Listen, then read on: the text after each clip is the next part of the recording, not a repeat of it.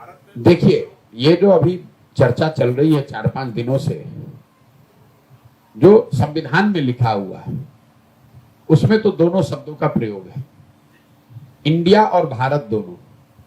अब आज की जो लोग शासन में हैं वो अगर इंडिया के बजाय इसको भारत शब्द का प्रयोग करना चाहते हैं तो इसमें मतलब जो भी चुनकर आया है उसका प्रीरोगेटिव है।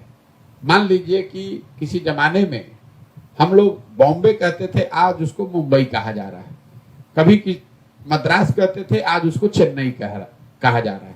अब ये सही है कि गलत है, हर व्यक्ति का अपना नजरिया हो सकता है, लेकिन अल्टीमेटली लोकतंत्र में जो जनता है उसके विल को ही आप अंतिम विल मानते हैं। जिस संविधान की हम लोग शपथ लेते हैं, जिस संविधान की चर्चा करते हैं, उसमें क्या उसका पहला ही लाइन क्या है? वी द पीपल, हम भारत के लोग।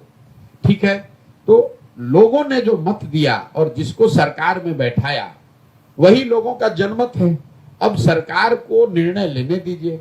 लोग अगर उससे इत्तेफाक नहीं रखेंगे तो इसीलिए तो हर 4 वर्ष पर 5 वर्ष पर चुनाव की व्यवस्था है। अगर सरकार जनता के इच्छा आशा अनुरूप काम नहीं कर रही है तो 5 वर्ष में सरकार को उसका खामियाजा भुगतना पड़ेगा।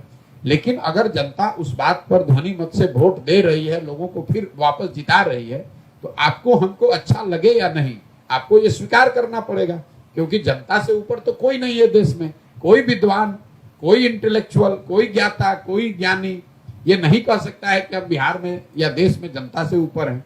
तो जनता का विल ही अंतिम विल है। उन्होंने जिनको चुना है उनसे ये अपेक्षा की जाती है कि जनता के आशा अपेक्षा के अनुरूप आप काम करें। वो काम करे या न करे, जनता के पास इसीलिए व्यवस्था है कि हर 5 वर्ष पर जनता के पास ये पास होने के लिए आपको आना पड़ता है।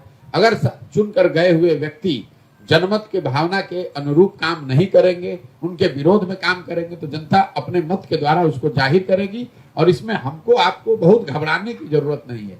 जनता इतनी बेवकूफ नहीं है।